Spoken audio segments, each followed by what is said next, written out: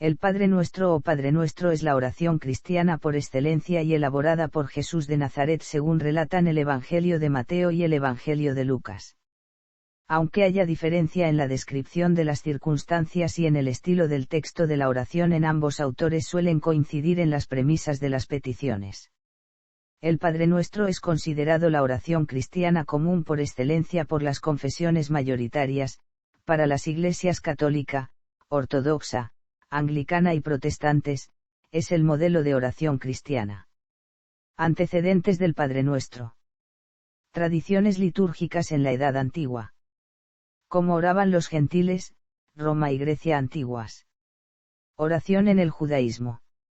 El Padre Nuestro en la Iglesia primitiva. Debe hacerse notar que Jesús vivió en el contexto de la espiritualidad judía, que en los Evangelios se cita frecuentemente a los textos sagrados del judaísmo y que Jesús, como judío, estaba sometido a la Torá. Seguramente rezó las 18 bendiciones, el Shema, el Avinu Malkenu, los Salmos o Teilim, entre otros muchos rezos que existían dentro del corpus religioso del judaísmo. Se puede asegurar que si el judaísmo introdujo una gran novedad en el contexto religioso de su época, el cristianismo trajo al mundo de su tiempo una nueva visión de la divinidad. Para el cristianismo existía una deidad, la de los judíos. Solo había un Dios verdadero, pero no era para un solo pueblo. El Señor pasó de ser un Dios local del pueblo judío a ser un Dios universal. El de los cristianos se mostraba a todos los hombres que quisieran seguirlo sin distinción de su origen. Según el cristianismo, el Señor tenía un nuevo pueblo al que cualquier hombre de buena voluntad podía pertenecer y ese nuevo pueblo era la Iglesia. Esa es la razón por la cual diferentes denominaciones cristianas se nombran a sí mismas el Nuevo Israel. En un principio los primeros cristianos se consideraban a sí mismos parte del pueblo judío, oraban en las sinagogas y respetaban toda la Torá. En el primer concilio de Jerusalén, narrado en el capítulo 15 del libro Hechos de los Apóstoles, se dice que los gentiles que abrazaban a Cristo no estaban obligados a cumplir la Torá dada al pueblo de Israel. Por ejemplo, los cristianos de origen gentil no estaban obligados a circuncidarse o guardar el Sabbat. A partir de este momento el cristianismo empieza a separarse gradualmente del judaísmo.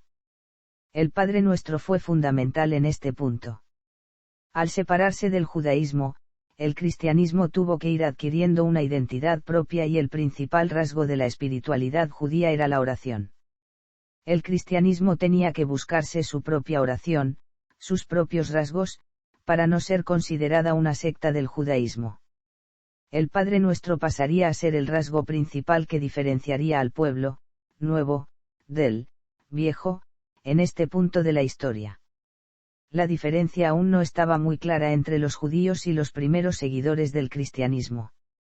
Los primeros cristianos tenían un gran respeto por la oración dominical. La oración dominical no se enseñaba a cualquiera. Su rezo constituía un privilegio que solo se otorgaba a los que ya habían recibido el bautismo. Era lo último que se enseñaba a los catecúmenos y solo hasta la víspera de su bautismo. Era la máxima y más preciada joya de la fe. Los antiguos cristianos de las iglesias de África tomaron su profesión de la fe de esta oración. Una profesión de fe es una declaración de sus creencias, un ejemplo de esto es el credo o símbolo niceno del catolicismo latino y oriental. Los que pretendían recibir el bautismo debían tener un profundo conocimiento de la oración. Los catecúmenos debían seguir detenidamente la explicación del credo y posteriormente debían recitarlo públicamente de memoria. La transición entre estos dos pasos era el Padre Nuestro. La profesión de fe en el cristianismo es una parte fundamental, pues mediante ella se declaran cuáles son sus creencias fundamentales y básicas. El hecho de que las iglesias primitivas de África lo tomaran como base para su profesión de fe demuestra que desde los albores del cristianismo estas palabras de Jesús fueron consideradas como palabras santas. En la iglesia primitiva el rezo del Padre Nuestro estaba reservado para el momento cumbre de la celebración, que en el catolicismo y en otras denominaciones cristianas se conoce como misa. Era precedido por fórmulas que señalaban su respeto. Estas fórmulas han sido heredadas por distintas iglesias en sus liturgias actuales, En la liturgia de la Iglesia Oriental se dice como introducción: dígnate, oh Señor, concedernos que gozosos y sin temeridad, nos atrevamos a invocarle a ti, Dios celestial, como a Padre, y que digamos: Padre nuestro. Y desde la Iglesia primitiva, en la liturgia romana, el sacerdote precedía la oración con la frase: nos atrevemos a decir, reconociendo la enorme audacia que hay en repetir palabras consideradas tan santas por el cristianismo. El Padre Nuestro en la Biblia. El relato en los Evangelios. En los dos Evangelios, es Jesús quien enseña el Padre Nuestro a sus discípulos como respuesta a la petición de los mismos. Aconteció que estaba Jesús orando en un lugar, y cuando terminó, uno de sus discípulos le dijo: Señor, enséñanos a orar, como también Juan enseñó a sus discípulos. Se debe recordar que la religiosidad judía era muy rígida y tenía ritos y oraciones muy precisos. La relación con el Ser Eterno, que según sus creencias regía todo lo que existe, era algo muy delicado y por eso le pidieron a Jesús que les enseñara el modo correcto de dirigirse a él, pues de acuerdo a ellos, solo una persona muy cercana a Dios podría conocer la manera correcta de hablarle, siendo Jesús esa persona para ellos. Con la oración que les enseña, Jesús trata de romper con las actitudes que alejaban al hombre de Dios, y busca una sencillez que facilite el diálogo con ese absoluto que Jesús llamó Padre. Relato de Mateo. La oración aparece en el contexto del Sermón de la Montaña. Jesús había comenzado ya su vida pública, y debido a que ya era un conocido predicador congregó a mucha gente que quería recibir sus enseñanzas. Decidió subir a un monte para que todos pudieran escucharle, y una parte importante de las enseñanzas cristianas se basa en este pasaje evangélico: las bienaventuranzas, la comparación de los discípulos con la luz del mundo, la actitud de Jesús con respecto a la ley de Moisés, y sus comentarios sobre los mandamientos, entre otras enseñanzas fundamentales para los cristianos. El contexto en el que Jesús expone el Padre Nuestro es el del reproche hacia aquellos, tanto judíos como gentiles, que han convertido la oración, como la limosna, en un hábito meramente externo. Jesús recomienda orar en privado y con sencillez, y les ofrece el Padre Nuestro como ejemplo de oración sencilla para dirigirse al Padre. Relato de Lucas. En el Evangelio de Lucas el Padre Nuestro aparece en la sección que es denominada el viaje a Jerusalén, es precedido por la exposición de la parábola del buen samaritano y por el episodio de la disputa entre Marta y María.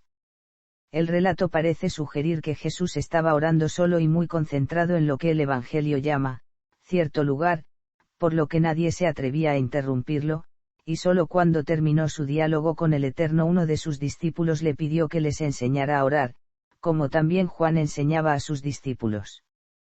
A continuación, Jesús les explica el Padre Nuestro, en una versión más corta que la de Mateo y que contiene solo 5 peticiones. El texto de Lucas según la traducción católica de la Biblia de América dice: Padre, santificado sea tu nombre, venga tu reino, deínos cada día el pan que necesitamos, perdónanos nuestros pecados, porque también nosotros perdonamos a todo el que nos ofende, y no nos dejes caer en la tentación. Comparación de ambos relatos.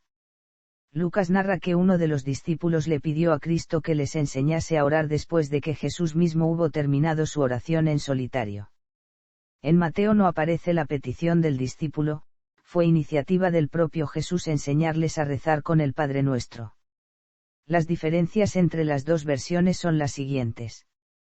La invocación: Lucas invoca a Dios solo como Padre y Mateo como Padre Nuestro que estás en el cielo. En Lucas no aparece la petición de Jesús de que se realice la voluntad de Dios así en la tierra como en el cielo. En Lucas no se menciona la petición: líbranos del mal.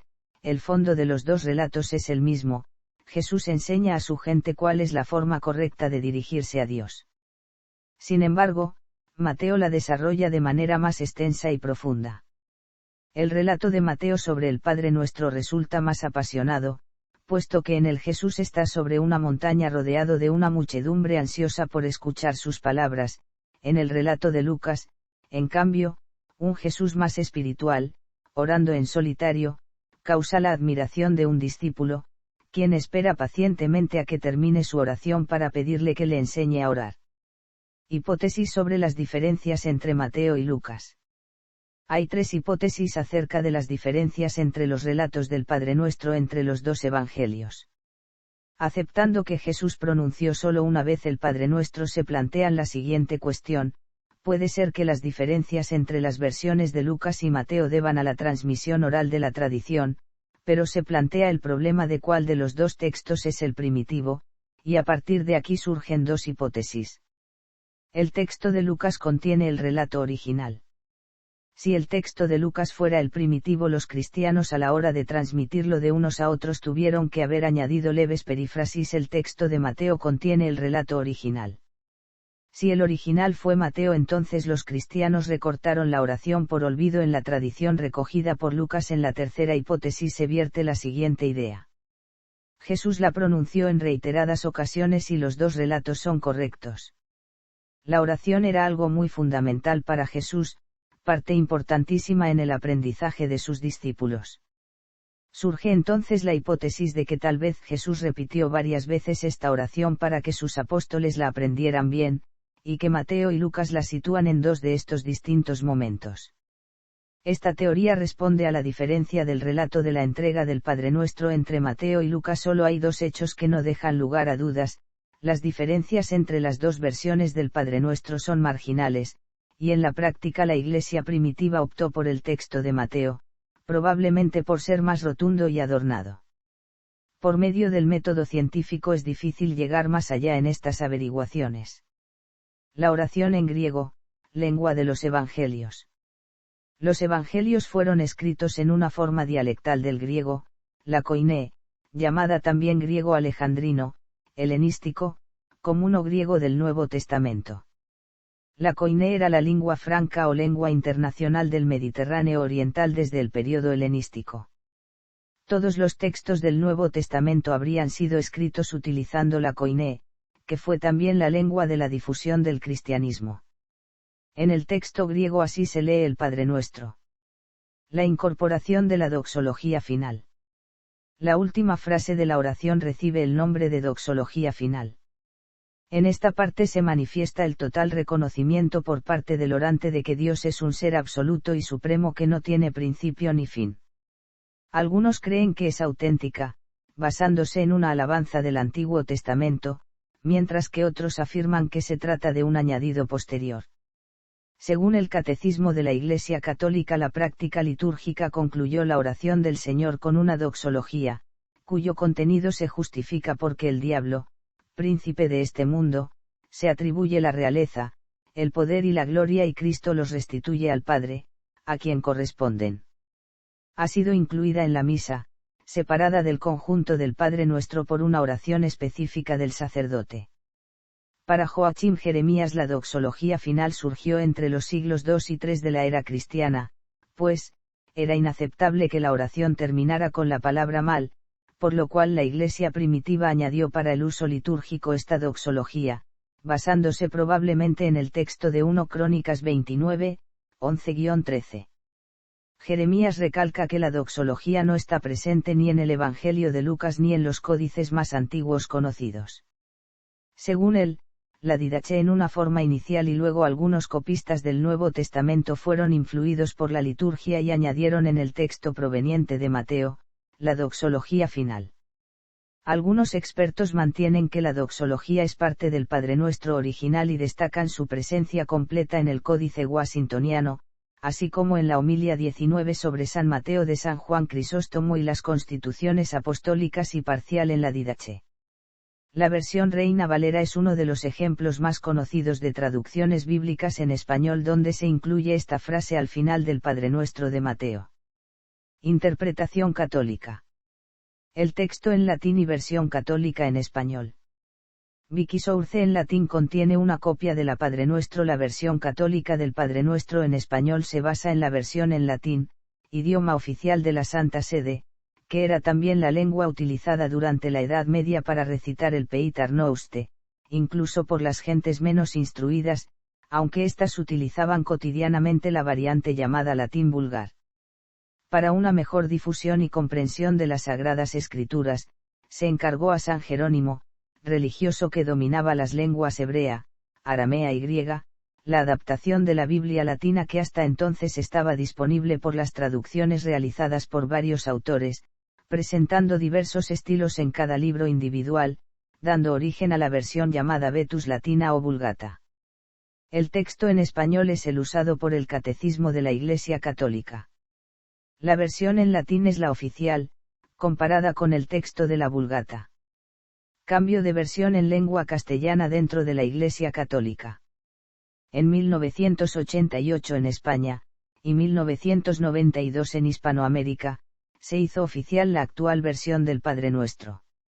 Esto supuso la culminación al proceso de unificación de esta oración, iniciado en 1986 con el fin de usar una versión única de la misma en todos los territorios hispanoparlantes.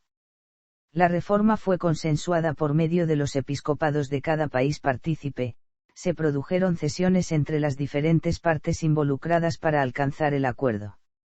La versión antigua en España era: relevancia de la oración dominical. Para la Iglesia Católica, el Padre Nuestro es la oración por excelencia. Recibe también el nombre de oración dominical, del latín Dominicus, dado que Jesús de Nazaret es llamado Señor con frecuencia en los escritos cristianos y fue él quien transmitió a los apóstoles esta forma de orar. Según el Catecismo de la Iglesia Católica, el Padre Nuestro es el resumen de todo el Evangelio.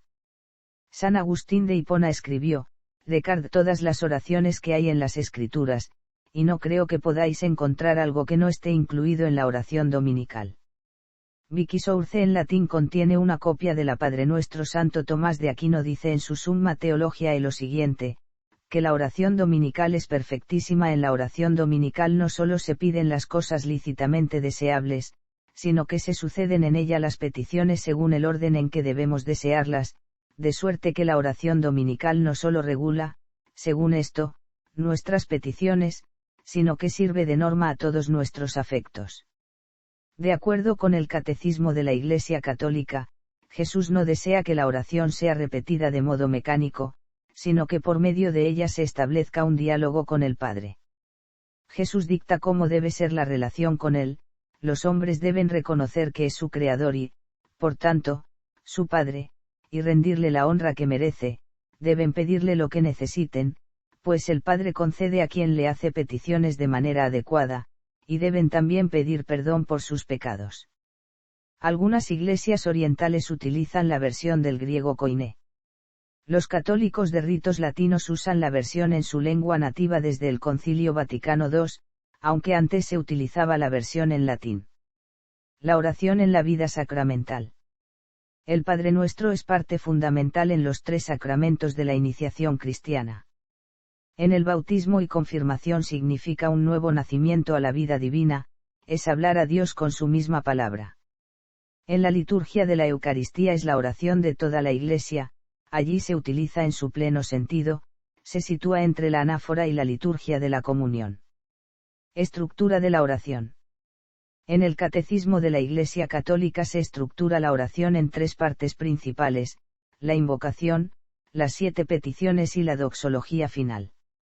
En esta oración los católicos ven la total coherencia de Jesús con sus enseñanzas, y para demostrarlo en cada parte de la oración se da una cita bíblica relatando cómo fue que Jesús cumplió con cada una de las cosas que habla en el Padre Nuestro. Se dan también citas del Antiguo Testamento, puesto que Jesús vivía bajo la ley de Moisés o Torá. Invocación. 7 peticiones del Padre Nuestro. Primera petición: santificado sea tu nombre. Según los cristianos que abrazan el catolicismo, al pedir que sea santificado sea tu nombre, los hombres entran en el plan de Dios, la santificación de su nombre, que fue revelado a Moisés y después revelado en Jesús. Todas las naciones y los hombres deben reconocer a Dios según los cristianos por el texto de Salmo 103, 1, bendiga todo mi ser su santo nombre. Jesús mismo bendice al Padre en Mt 11 y 25, bendito seas, Padre, Señor de cielo y tierra. Segunda petición: venga a nosotros tu reino. La Iglesia tiene presente el regreso de Cristo y la venida definitiva del reino de Dios. También se ora por el engrandecimiento del reino de Dios en cada persona en su vida cotidiana, es decir, con los actos comunes y corrientes los hombres deben engrandecer el reino de Dios. Esto ya estaba visto por Jesús en el Tanaj, Salmos 103, 19, su reino domina sobre todo.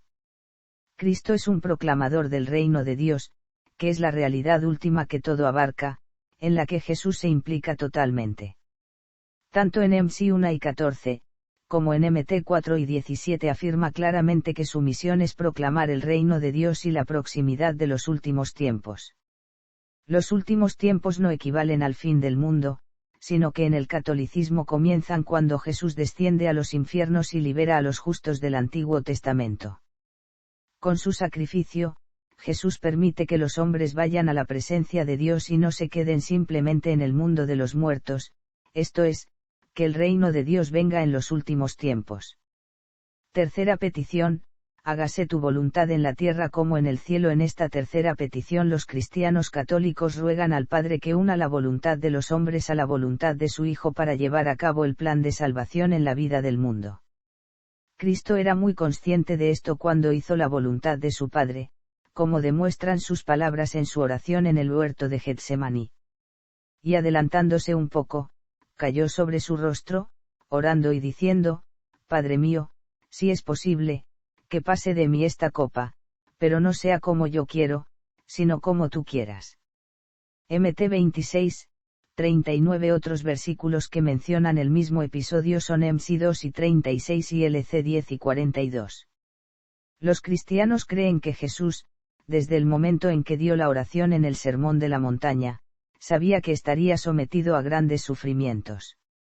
La voluntad del Padre implicaba mucho dolor para Cristo, sin embargo, él sabía que cumplir ese mandato era más importante que todo, y espera que los hombres imiten su ejemplo al cumplir la misión que les encomendó el Padre a pesar de cualquier obstáculo. Cuarta petición, deínas hoy nuestro pan de cada día. Según el cristianismo católico, hay tres interpretaciones acerca de lo que es el pan de cada día: el sustento material, la palabra de Dios y el cuerpo de Cristo en el sacramento de la Eucaristía. Sustento material, se expresa la confianza que tienen los hijos a su Padre del cielo. La expresión, nuestro pan, se refiere a los elementos terrenales para la subsistencia, como dice en las siguientes citas de la Biblia. Él, sacia de bienes tu existencia, y te rejuveneces como un águila. Salmo 103, 5. Al verla, los hijos de Israel se dijeron unos a otros: ¿qué es esto?, porque no sabían lo que era. Y Moisés les dijo: es el pan que el Señor os da para comer. Éxodo 16, 1 de enero. La primera cita habla de cómo Dios llena las necesidades personales de cada individuo, que el Padre puede proveer de bienes materiales y sustento a quien se comprometa con sus mandatos, de manera consciente o inconsciente. En la segunda cita se habla de cómo Dios alimenta a Israel con maná en el desierto. El Señor no desampara a su pueblo en el aspecto material. La Iglesia se considera el nuevo Israel, el nuevo pueblo de Dios, y si no desamparó a su pueblo, Israel, en tiempos de Egipto, tampoco lo hará con su nuevo pueblo, la Iglesia de Cristo. Palabra de Dios. El catolicismo y todo el cristianismo en general considera la palabra de Dios como pan de vida. Esta enseñanza viene vertida en el llamado Antiguo Testamento de acuerdo a la interpretación cristiana, como se puede ver en las siguientes citas. Y te humilló, y te dejó tener hambre, y te alimentó con el maná que no conocías, ni tus padres habían conocido, para hacerte entender que el hombre no solo vive de pan, sino que vive de todo lo que procede de la boca del Señor. Diti 8,3, pero él respondiendo dijo: escrito está, no solo de pan vivirá el hombre, sino de toda palabra que sale de la boca de Dios. MT 4:4. En la primera cita se da a entender que el hombre no solo es un cuerpo que necesita sustento material. Para el cristianismo católico el hombre es una unidad cuerpo-alma, así como la comida alimenta al cuerpo, así el alma necesita lo propio, y esto se da con la palabra de Dios. En esta petición los cristianos consideran que se pide alimento para el hombre integral, es decir, para el cuerpo y alma que son inseparables. No se puede alimentar al cuerpo sin alimentar al espíritu. En la segunda cita Jesús cita al Tanaj, precisamente en el pasaje del Deuteronomio donde es tentado en el desierto por el demonio, quien le dice que debe saciar el hambre de su cuerpo, Jesús le responde que no solo su cuerpo necesita alimento, más bien su espíritu, demostrando una vez más la coherencia de su mensaje con la de su actuar en el relato de los Evangelios. Sacramento de la Eucaristía. Para el cristianismo católico este misterio está en el sacramento de la Eucaristía y fundamentado en la Biblia. Jesús mismo es la comida y la bebida verdadera como dice en este texto del Evangelio de Juan. Entonces Jesús les dijo, en verdad os digo, si no coméis la carne del Hijo del Hombre y bebéis su sangre, no tenéis vida en vosotros. El que come mi carne y bebe mi sangre, tiene vida eterna, y yo lo resucitaré en el día final. Porque mi carne es verdadera comida, y mi sangre es verdadera bebida. El que come mi carne y bebe mi sangre, permanece en mí y yo en él. Como el Padre que vive me envió, y yo vivo por el Padre, asimismo el que me come, él también vivirá por mí. Este es el pan que descendió del cielo, no como el maná que vuestros padres comieron, y murieron, el que come este pan vivirá para siempre. Juan 6, 53-58. Para el catolicismo la Eucaristía viene contenida dentro de esta cuarta petición. Para los católicos el mismo Jesús instituyó a sus apóstoles en la última cena para que la transmitieran a los hombres de todos los tiempos y de generación en generación. Y mientras comían, tomó pan, y habiéndolo bendecido lo partió, se lo dio a ellos, y dijo, tomad, esto es mi cuerpo. MC 14, 22 Mateo 26, 26 y Lucas 22, 31-34 tocan el mismo punto. En la primera carta a los Corintios 11, 23-25 también se habla de la institución del sacramento eucarístico. Quinta petición, perdona nuestras ofensas como también nosotros perdonamos a los que nos ofenden. Esta petición implora a la misericordia divina, la cual no se puede recibir si no se perdona a los enemigos propios como Jesús lo hizo en la cruz. LC 11 y 34, Jesús decía, Padre perdónalos, porque no saben lo que hacen. Jesús sabe que el Padre perdona con amor porque lo dice en el Salmo 103, 3, Él perdona todas tus iniquidades. En el mismo Salmo en el versículo 10 dice, no ha hecho con nosotros conforme a nuestras iniquidades, ni nos ha pagado conforme a nuestros pecados. Por eso es que se pide a Dios que perdone las culpas de los hombres en la medida que sepan perdonar, desde el punto de vista católico. Sexta petición, no nos dejes caer en tentación. Los católicos piden aquí a Dios que los aleje de los caminos que los puedan conducir al pecado.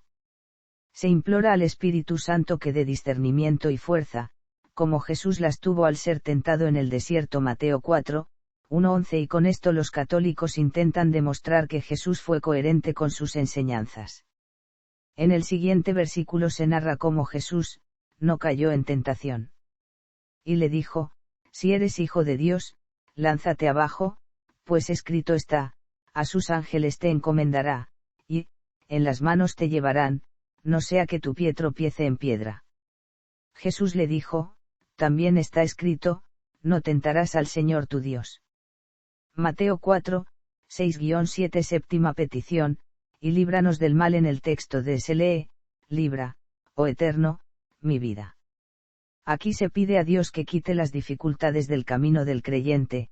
Esta petición coincide con la que Jesús hace en el Padre Nuestro. En esta última el cristiano pide al Señor que con el apoyo de su Iglesia católica, Jesús manifieste su victoria sobre Satán y sus planes en contra de la salvación de los hombres. Los católicos consideran su Iglesia la Iglesia de Dios. Mt 4 y 18, y las fuerzas de la muerte no prevalecerán sobre ella. Para el catolicismo la muerte es consecuencia del pecado, pero la Iglesia no será vencida por el pecado o la muerte por el texto antes mencionado. Doxología final.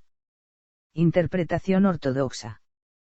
Estas son dos versiones ortodoxas del Padre Nuestro en español. Para los cristianos ortodoxos el Padre Nuestro es el modelo de la oración cristiana. Para ellos la oración se divide en una invocación, 7 peticiones y una glorificación.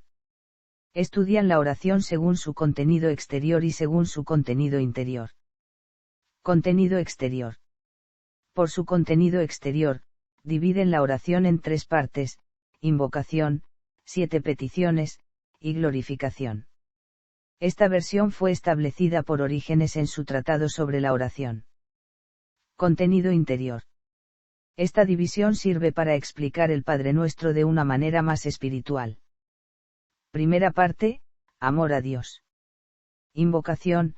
Un cristiano ortodoxo testifica que su verdadera patria no está en la tierra, sino en el cielo, al invocar al Padre de los cielos. Santificado sea tu nombre. Deben orar para que el nombre de Dios sea santificado, tanto en la vida personal de cada uno de los seres humanos, como en la historia humana, pero sobre todo con el testimonio de vida personal. Venga tu reino.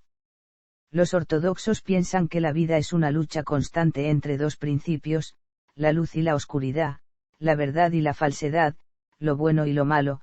Se debe orar para que se produzca una victoria de la luz sobre las tinieblas y triunfe el reino de Dios. Tercera petición: según la ortodoxia, la sabiduría real y la verdad de nuestra vida es someterse a la voluntad de Dios. Segunda parte: sustento material y espiritual. Abarca 2 peticiones: el pan nuestro sustancial de cada día dánosle hoy. Trata de las necesidades corporales y espirituales. Establece Orígenes en su tratado sobre la oración, puesto que algunos piensan que se nos manda pedir solo el pan material. Es justo que, desechada esta falsa opinión, propongamos la verdadera sentencia sobre el pan sustancial: el pan es Cristo. Procuraos no el alimento perecedero, sino el que permanece hasta la vida eterna, el que el Hijo del Hombre os dará. Tercera parte: peticiones sobre los pecados personales. Quinta petición: Jesús manifiesta que Dios perdona los pecados de los hombres. La condición indispensable para que Dios perdone las faltas de sus hijos es que ellos perdonen las deudas que su prójimo tiene con ellos. Sexta y séptima petición: hablan de las causas del pecado. En la primera petición se ruega que se libere de incitaciones y tentaciones a los cristianos. En la última petición se pide que seamos liberados del influjo del maligno, de Satán. Interpretación de y deudas y en comparación con y ofensas y. None. Paralelismo del Padre Nuestro en el judaísmo y el islam modernos. Al igual que el cristianismo, el judaísmo y el islam son consideradas religiones monoteístas, ya creen en un solo Dios, y abrahámicas, pues reconocen a Abraham como el padre de la fe. Judaísmo y la oración y Abinu Malkenu y. None. Islam. El Islam es una de las grandes religiones del mundo. La figura de Isa es muy importante, es considerado el Mesías por el Corán y, al igual que el profeta Mahoma, siervo de Alá, una categoría que implica el estar vacío de sí mismo. Ellos consideran verdaderas sus enseñanzas, pero distorsionadas por los seguidores de Pablo de Tarso. La oración del Padre Nuestro la tienen como una gran frase dicha por un gran profeta. El Padre Nuestro en credos crísticos no nicenos. El término niceno se refiere a los grupos religiosos que se apegan a las conclusiones a las que llegó el Concilio de Nicea y que están resumidas en el símbolo niceno, lo que en el Catecismo romano se conoce como la oración del credo. La posición de las iglesias tradicionales es que quien no se apega a las doctrinas que derivaron del histórico concilio no es cristiano. Por otro lado, hay organizaciones religiosas que se proclaman como cristianas y en algunos casos afirman que cualquier otra religión fuera de la suya no tiene carácter cristiano. La realidad es que la opinión más difundida es la de las iglesias tradicionales, aunque dichas organizaciones han llegado a plantear argumentos interesantes para defender su carácter de cristianas. Testigos de Jehová hacen énfasis en que Jesús se refiere a que el nombre de Dios bajo su forma de Jehová debe ser difundido cuando pide que se santifique el nombre del Padre. La petición, hágase tu voluntad en la tierra como en el cielo, ellos la interpretan como la obligación de los creyentes de seguir lo que ellos llaman la adoración verdadera, es decir, su forma de adorar a Dios y difundirla tanto como les sea posible. La interpretación del resto de la oración tiene bastantes puntos de coincidencia con el catolicismo y con el protestantismo judíos mesiánicos, es una corriente muy diversa, encontrándose también grupos protestantes de judíos mesiánicos. Su interpretación del Padre Nuestro se ajustaría al protestantismo o al catolicismo en cada caso. Por otro lado, hay grupos dentro de esta corriente que rompen con lo estipulado en Nicea, como los autodenominados Nazratim, que niegan la divinidad del Mesías y hacen énfasis en traducir la oración al hebreo o al arameo, puesto que Yeshua de Nazaret era judío y conocía las lenguas aramea y hebrea. El Padre Nuestro como referencia de la lengua. Véase también, Padre Nuestro en International Wikisource. Para leer el texto de la oración en diversos idiomas. La mayoría de las lenguas vierten el nombre de esta oración con las palabras equivalentes a Padre Nuestro, aunque también en muchas lenguas se le nombra con el equivalente a oración del Señor, como es el caso del inglés. Comparación de lenguas a partir del Padre Nuestro. Un ejemplo de la importancia de la oración de Jesús de Nazaret es que desde la publicación de las Mitrídates, título común para libros que contuvieran muestras de textos en varios lenguajes, diferentes traducciones de esta oración cristiana fueron utilizadas para comparar idiomas de manera sencilla y rápida. A continuación se presenta una tabla esquemática que compara los nombres de la oración en algunos idiomas agrupándolos por familias lingüísticas. Familia de lenguas afroasiáticas. Jesús de Nazaret vivió en un mundo semita, por tanto él mismo hablaba una o varias de estas lenguas. Debe notarse que en estas lenguas la palabra Padre tiene un origen común que es Abé y se añade al final de esta palabra la preposición para indicar pertenencia a familia de lenguas indoeuropeas. En el caso de las lenguas germánicas, debe notarse que la palabra Padre se pronuncia más o menos igual en todas como, Feidar, que comparte la misma raíz indoeuropea que el griego o las lenguas romances. El origen del nombre de la oración es el latín peitar nouste. La palabra latina peitar tiene la misma raíz indoeuropea que el griego y las lenguas germánicas, pero a su vez el latín dio origen a idiomas completamente nuevos que formaron la familia de las lenguas romances. En el caso de las lenguas eslavas, debe notarse que la palabra nuestro se pronuncia más o menos igual en todas como, nas, que comparte la misma raíz indoeuropea que el griego o las lenguas romances. Rasgos particulares de la oración en español. Una de las principales y más notorias diferencias entre la oración en español y otras traducciones es la fórmula venga a nosotros tu reino. Las palabras a nosotros fueron añadidas a la oración en español para evitar la ambigüedad de venga con venga, compárese con el original griego, el tetache basilei asu, que se traduce como llegue tu reinado, o con la versión en latín, adveniat regnum tuum, que se lee en nuestra lengua venga tu reino. En lenguas modernas compárese con el inglés, thy kingdom come, que quiere decir venga tu reino. La mayoría de las traducciones modernas de la Biblia al español han retirado el sintagma a nosotros de este texto. Sin embargo, la versión original en español que dice venga a nosotros tu reino es similar a la usada por la Iglesia Ortodoxa rusa.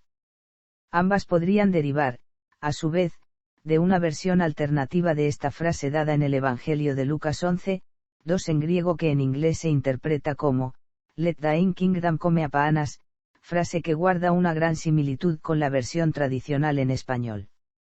En la quinta petición, perdona nuestras ofensas como nosotros perdonamos a los que nos ofenden, en la versión española se cambió el término deudas, por el término ofensas. Este cambio apareja consecuencias teológicas no leves. En efecto, enseña el Catecismo Mayor que nuestros pecados se constituyen en verdaderas deudas que contraemos con Dios, destinatario final de nuestras transgresiones. Estas se componen de dos elementos, la ofensa que el pecador infiere a Dios y la pena a la que se hace acreedor como consecuencia. Diferencias con el texto griego compartidas por otras traducciones. En lo referente a la llamada cuarta petición, deínas hoy nuestro pan de cada día, desde las primeras traducciones ha sido difícil interpretar la palabra griega, epiousion. Tradicionalmente fue traducida como cotidiano o diario y más recientemente de cada día o necesario para la subsistencia. Jerónimo en la Vulgata la tradujo como supersustancial en el Evangelio de Mateo y como cotidiano el texto que corresponde en el Evangelio de Lucas. La oración dominical está basada en el texto de Mateo que aparece en la Vulgata, solo que la liturgia latina cambió la palabra supersustancial por el término cotidiano. Jerónimo conocía el llamado Evangelio de los Hebreos en el cual la palabra, epiousion, corresponde a la palabra, mar. Por tanto, esta petición debería traducirse como, nuestro pan del mañana dánoslo hoy. Al traducirse así, la oración alude al alimento que permanece para la vida eterna y no simplemente al pan perecedero, y lo que se pide es la comunión de la comunidad cristiana que anticipa y espera el banquete de la vida futura. Así los padres de la Iglesia aplican este texto al pan eucarístico. Deínas hoy nuestro pan cotidiano. Traducen de acuerdo a la Vulgata, deínas hoy nuestro pan cotidiano, varias versiones como, la francesa, notre pain quotidien, la italiana, nostro pane quotidiano, la inglesa, give us this day our daily bread, la española, nuestro pan de cada día, etc. Nuestro pan del mañana dánoslo hoy. El idioma copto es actualmente una lengua muerta que se utiliza solamente en la liturgia de la Iglesia copta. Esta iglesia cuenta con traducciones del Evangelio que fueron hechas en tiempos cercanos a los del cristianismo primitivo. Los coptos traducen en la cuarta petición del Padre Nuestro, nuestro pan del mañana dánoslo hoy. Los egipcios cristianos hacen su rezo cotidiano en árabe y en esta petición dicen, Ubzanaka fafana inaele yavma. Esta frase es una traducción del copto al árabe donde se refiere al pan del mañana. Esta traducción del Padre Nuestro al árabe por lo tanto es de las más fieles al griego en que fueron escritos los evangelios. Agregado, Jubzanaka fafana atina ele yaum, en árabe habla de nuestro pan suficiente o necesario, y no habla realmente del pan del mañana. Usos no religiosos del Padre Nuestro. Sátira política. Durante la segunda mitad del siglo XVII, la creciente contestación a la dominación española en América se manifestó frecuentemente mediante la sátira política, especialmente dirigida contra la institución católica del Tribunal del Santo Oficio de la Inquisición. La consecutiva represión que incrementó el descontento y el ejemplo de los revolucionarios franceses, provocaron una escalada en el empleo de la sátira que se extendió al ámbito de la liturgia religiosa, dando origen al uso de la oración pervertida. En este contexto, en 1799 se desarrolló en Nueva España un proceso con motivo de los autos formados por unos versos que se denunciaron contra los gachupines, glosando en ellos la oración El Padre Nuestro. Francisco Miranda y Pablo González Casanova recogen esa versión del Padre Nuestro de los gachupines, en su antología Sátira Anónima del siglo XVIII.